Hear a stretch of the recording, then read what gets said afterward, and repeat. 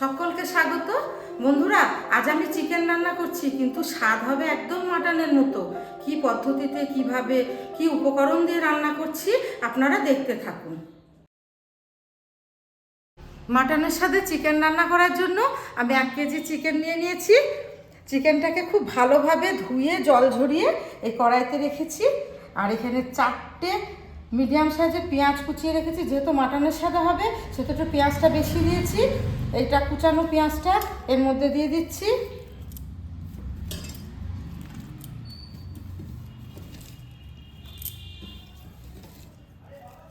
দু চামচ আদা রসুন বাটা,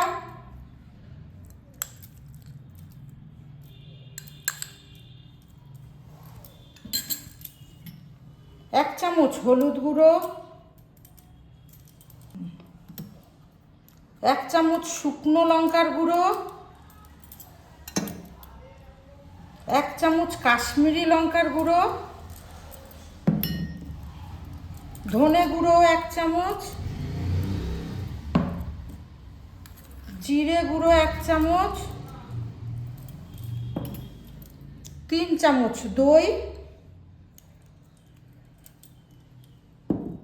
আর এখানে আছে 3 চামচ সর্ষের তেল।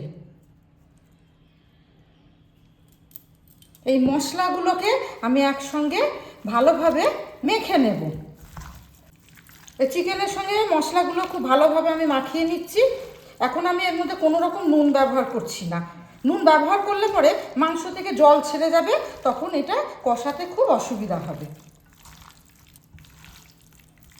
খুব ভালোভাবে মেশানো হয়ে গেছে। আমি এটাকে 8 ঘন্টার জন্য রেস্টে রাখছি। কড়া গরম হয়ে গেছে, আমি সর্ষের তেলটা ঢেলে দিচ্ছি। যেহেতু চিকেনটা মাটনের সাথে রান্না হবে, তাই আমি এটা সর্ষের তেলেই রান্না করছি। তেলটা গরম হয়ে গেছে। আমি এখন এর মধ্যে ফোড়নের জন্য দেবো 2টো তেজপাতা, 1টা শুকনো লঙ্কা আর গোটা গরম মশলা। এটাকে কিছুক্ষণ নাড়িয়ে নিয়ে আমি এখানে রসুন বেটে রেখেছি, এটা এর সঙ্গে দিয়ে দিচ্ছি। রসুনটা একটু ভাজা ভাজা করতে হবে। রসুনটা ভাজা ভাজা হয়ে গেছে, আমি এর মধ্যে কুচনো পেঁয়াজগুলো দিয়ে দিচ্ছি। এই পেঁয়াজটা যখন গোল্ডেন কালার আসবে ততক্ষণ পর্যন্ত আমাকে এটা ভাজতে হবে। এর মধ্যে পেঁয়াজের রং চলে এসছে। এবার আমি এখানে 4টে কাঁচা লঙ্কা চিড়ে রেখেছি, এর মধ্যে দিয়ে দিচ্ছি। লঙ্কাটাও এর মধ্যে একটু ভাজা ভাজা করে নেব।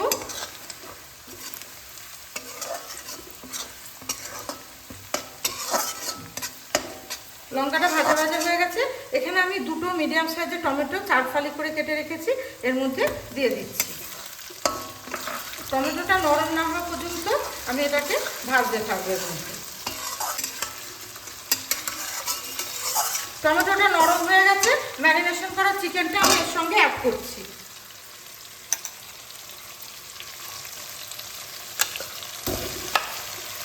ভালোভাবে এর সঙ্গে মিশিয়ে নেব এই ফোড়নের সঙ্গে। এই চিকেনটা আমি যেহেতু মাটনের সাথে রান্না করব বলে আমি মাটন যেভাবে ম্যারিনেশন করে রেখে দেওয়া হয় ঠিক সেইভাবেই আমি চিকেনটাকে ম্যারিনেট করে রেখেছিলাম। এবার ভালোভাবে কষিয়ে নেব। ভালোভাবে মিশিয়ে নিয়ে আমি এবার কষতে থাকবো। আর অবশ্যই চিকেনগুলো একটু বড় বড় সাইজে কেটে রাখতে হবে। আমি এখনো পর্যন্ত এর মধ্যে কোনো রকম নুনের ব্যবহার করিনি। নুন ব্যবহার করলে এই চিকেনগুলো থেকে জল ছেড়ে যেত, কষাতে আমার অসুবিধা হতো।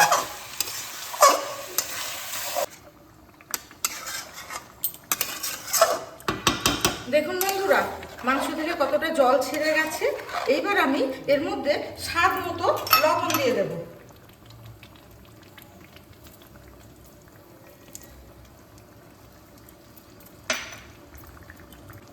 লবণটাকে এর মধ্যে ভালোভাবে মিশিয়ে নিচ্ছি।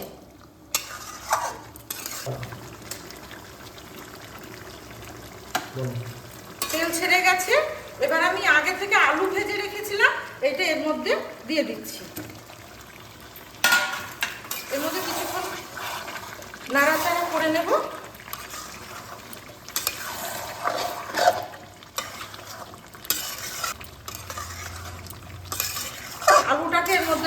মিশিয়ে নিচ্ছি। দেখুন বন্ধুরা তেল ছেড়ে গেছে। বন্ধুরা কি সুন্দর কালারটা এসছে, একদম দেখে মনে হচ্ছে না মাটন কষা হচ্ছে। পাশে গরম জল করতে দিয়েছি, এটা এর সঙ্গে আমি এবার দিয়ে দেবো।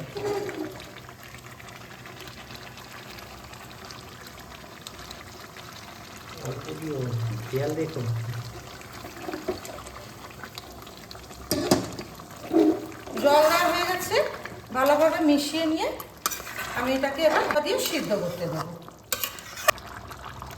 মিডিয়াম ফ্লেমে সিদ্ধ করে নেবো, তার জন্য আমি একে ঢাকটা চাপা দিয়ে দিচ্ছি।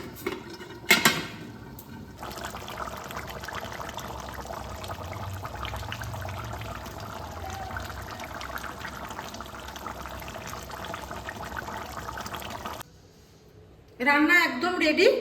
এখন আমি এর মধ্যে একটু গরম মশলা মিশিয়ে দেব।